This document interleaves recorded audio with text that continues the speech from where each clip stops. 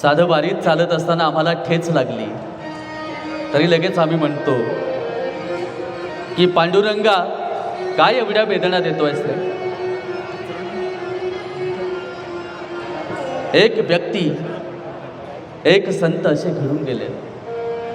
हात नव्हते, पाय नव्हते. कीर्तन ऐकलं, मनात परिवर्तन झालं, वारीचं महत्त्व कळालं आणि ठरवलं की हात पाय नाही आहेत तरी सुद्धा त्या पंढरीची पांडुरंगाची वारी मी करणार. मनात भाव त्या पांडुरंगाला पाहण्यासाठी. घरच्यांनी सांगितलं, अनेकांनी सांगितलं, गावातल्यांनी सांगितलं की पाय नाही आहेत, हात नाही आहेत, कशी वारी करणार आहे. तसंच पोटावरती सरकत सरकत सरकत वारीच्या प्रवासाला सुरुवात झाली.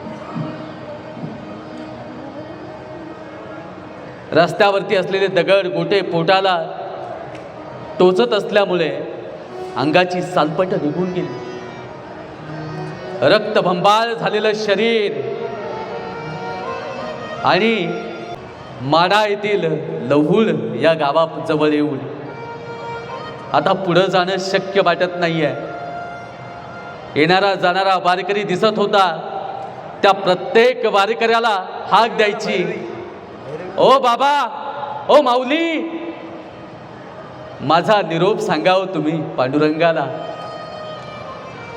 तुझा भक्त तुझ्या भेटीसाठी पुढे येऊ शकत नाहीये. अनेकांना हाक दिली, कुणी जवळ आलं नाही. कुणीही जवळ यायला तयार नव्हतं. लोकांना वाटलं कुणीतरी पडलेला असेल, कुणीतरी असाच असेल, काय याच्या जवळ जायचं आहे. पूर्ण अंग माथीनं माखलेलं, कारण दगडगोटे रक्तानं शरीर लाल झालेलं. आणि पुन्हा हाक दिली, ओ माऊली, थांबा ना, माझा निरोप घेऊन जाओ तुम्ही, माझा निरोप घेऊन जा पांडुरंगाच्या जवळ. त्या माऊलीने आवाज ऐकला आणि अगदी जवळ आले. विचारलं, काय नाव, कोण तुम्ही, काय नाव बाबा तुमचं. त्यांनी सांगितलं, पैठणवरून आलो, कुर्मदास माझं नाव आहे आणि माझा पांडुरंगाला निरोप सांगा. तुझी वारी करण्यासाठी येतो आहे. उद्या एकादशी आहे. मी लहुळ या ठिकाणी इथून मी पुढं सरकू शकत नाहीये पांडुरंगा. तो निरोप तसाच त्या वारकऱ्याने पांडुरंगाला सांगितला.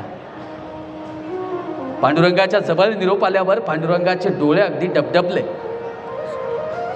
आणि मनात विचार आला की माझा भक्त माझ्यासाठी तिथे व्याकुळ आहे. एकादशीचा दिवस. ज्ञानोबा रायाला आणि तुकोबा रायाला सोबत घेतलं आणि त्या लहुळ गावी पांडुरंग पोहोचले.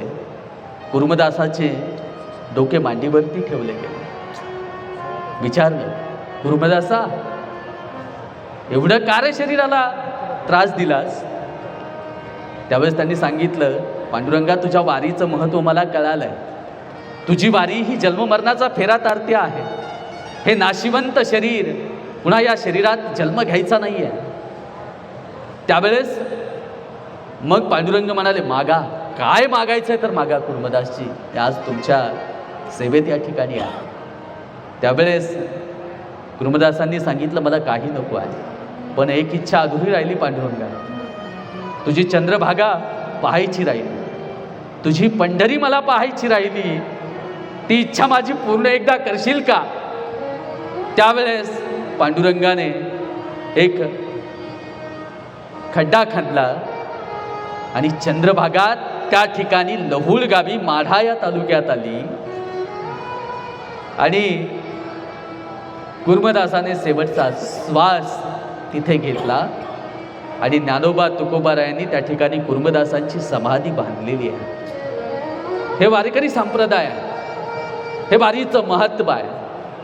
ज्याला हातपाय नाहीत त्याला सुद्धा वारी आपलीशी करावीशी वाटते आणि त्या पंढरीच्या पांडुरंगाची भेट घ्यावीशी वाटते. आणि म्हणून काय मागायचंय पांडुरंगाला संत तुकोबाराय सांगतात की आम्हाला एकच दान दे, हेची दान दे गा देवा, तुझा विसर न व्हावा, तुझा विसर न व्हावा. एवढंच दान